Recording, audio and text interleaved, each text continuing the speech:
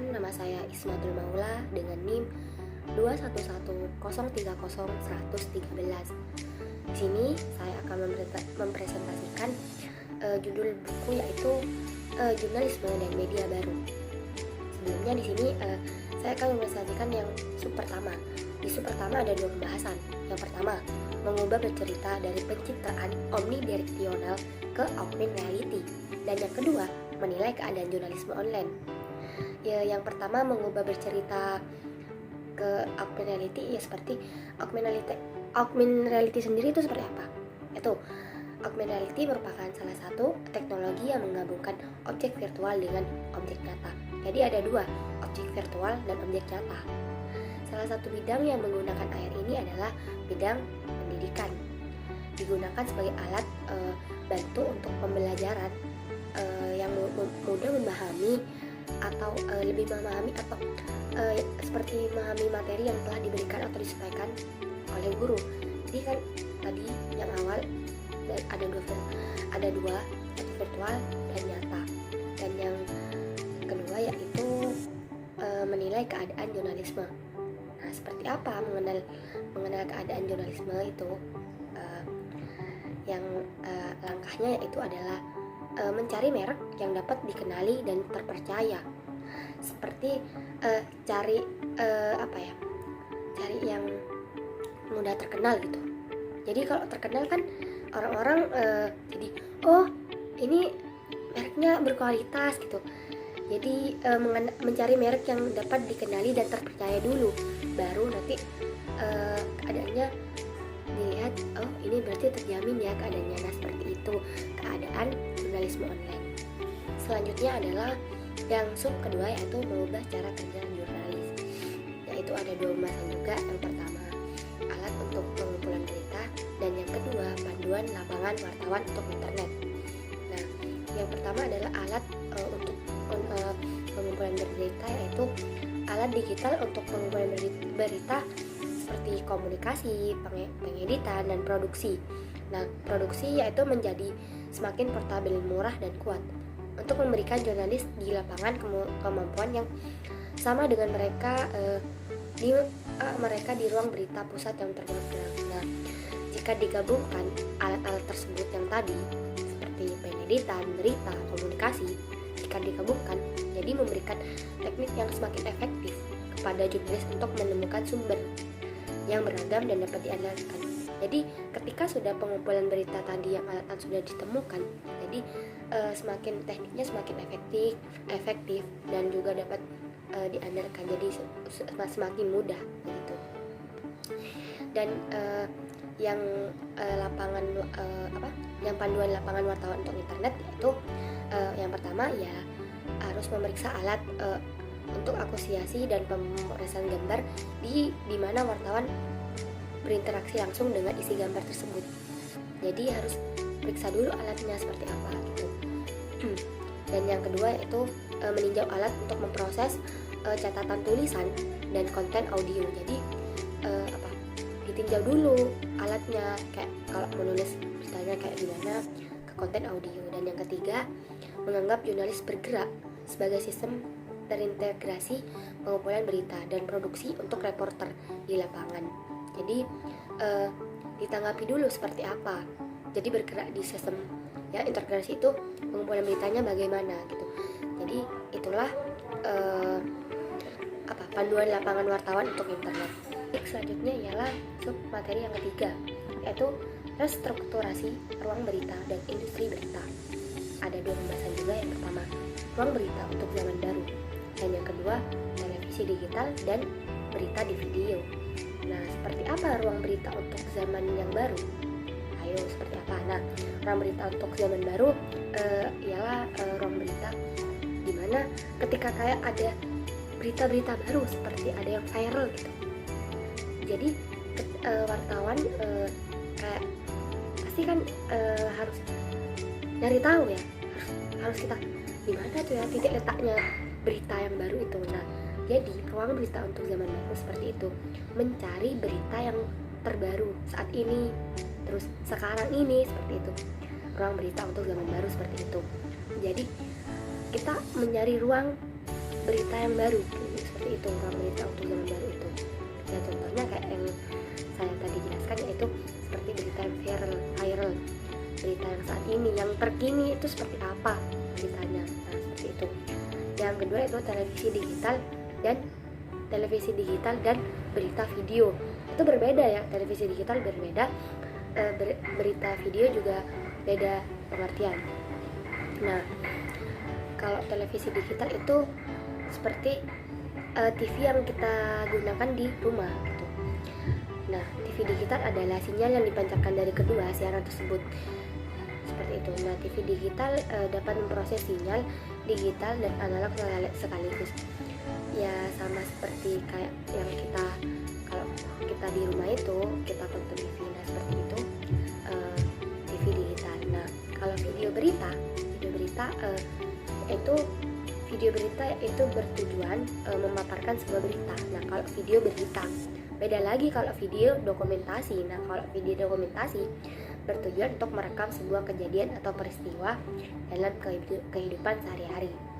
Itu video dokumentasi. Tapi yang di PPT saya jelaskan video berita saja. Nah seperti itu video berita ya, untuk memaparkan sebuah berita saja tanpa harus dokumentasi, ya cuman video berita aja, gak usah foto-foto gitu, tidak ada fotonya, seperti itu. Nah selanjutnya yaitu submateri yang keempat, itu adalah mendefinisikan ulang hubungan. Ada dua pembahasan juga. Yang pertama yaitu audiens didefinisikan ulang, batas dihapus, hubungan diciptakan kembali. Dan yang kedua, model bisnis untuk jurnalisme online. Yang pertama adalah audiens didefinisikan ulang. Nah, jadi audiens itu berhak mendefinisikan kayak mengartikan seperti ulang atau batasan dihapus untuk hubungan diciptakannya kembali gitu. Jadi audiens itu berhak untuk mengulangi atau mengulas kembali gitu, seperti itu, hubungan diciptakannya kembali. Jadi kita bisa mengulang lagi apa yang mendefinisikan ulang hubungan seperti itu. Dan yang kedua itu model bisnis untuk jurnalisme online. Nah model bisnis untuk jurnalisme online di sini adalah seperti ini, hubungan terpenting yang dimiliki setiap organisasi berita adalah dengan audiens. Nah, audiens ini adalah fondasi ekonomi dari pers komersial, karena sebagian besar model bisnis berbasis iklan dan langganan media komersial. Nah, ukuran audiens menentukan profitabilitas berita. Jadi audiens itu perlu adanya yang seperti berita seperti itu. Nah, kenapa kok dijadikan sebuah bisnis? Ya itu tadi, karena sebagian besar model bisnis berbasis iklan. Nah, iklan itu kan bisnis. Jadi model bisnis untuk jurnalisme online seperti salah satunya seperti iklan, seperti itu ya. Selanjutnya implikasi untuk masa depan. Nah, implikasi untuk masa depan itu yaitu seperti peraturan dalam telekomunikasi, agen cerdas, dan jurnalisme praktek dan pendidikan. Nah, yaitu salah satu yang pertama yaitu konsekuensi jangka panjang dari UU Telekomunikasi. Jadi yang pertama yaitu pembahasannya konsekuensi jangka panjang dari UU Telekomunikasi. Ya saya terjemahkan dari buku teori media yang dari bab teori media kemarin. Di dalam bukunya yaitu membahas konsekuensi jangka panjang dari UU, yaitu dari peraturan ya, UU atau peraturan telekomunikasi. Jadi ada konsekuensi jangka panjang pendek dan jangka panjang. Jadi ada dua, jangka panjang dan jangka pendek. Yang kedua yaitu implikasi agen cerdas untuk jurnalisme. Seperti apa itu? Nah, yaitu sebagai yang cerdas itu seperti kayak gini. Bagian buku yang tadi yang telah dibahas ini berspekulasi tentang masa depan jurnalisme dan pendidikan jurnalisme dalam konteks teknologi yang sedang berkembang. Nah, jadi dia menunjukkan bahwa perubahan dalam jurnalisme baru saja dimulai dari perubahan peraturan dan alat kecerdasan ya, buatan yang mungkin akan bekerja secara halus. Nah, pengaruh besar pada sifat jurnalisme dari abad ke-21 yaitu kepemimpinan harus datang dari industri, dan akademi jika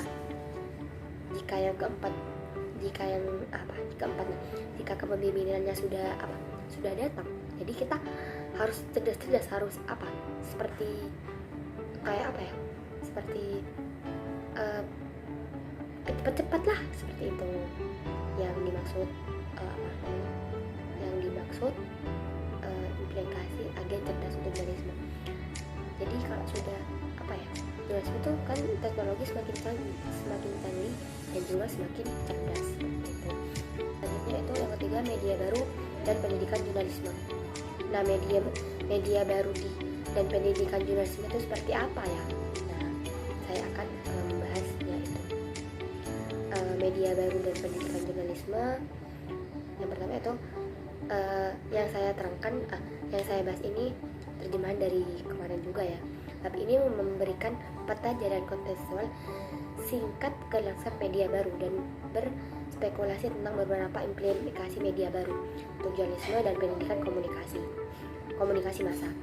Dan ini juga memeriksa berapa dari sumber daya utama dan isu-isu yang relevan dengan pendidikan berusaha untuk menjaga dengan adegan media baru ini yang terus berubah dan menyediakan teknologi daftar periksa untuk mereka yang merencanakan atau meningkatkan fasilitas pendidikan, yaitu media baru. Nah, seperti itu media baru dalam pendidikan jurnalisme yang saya terjemahkan dari pemahaman buku bab kemarin.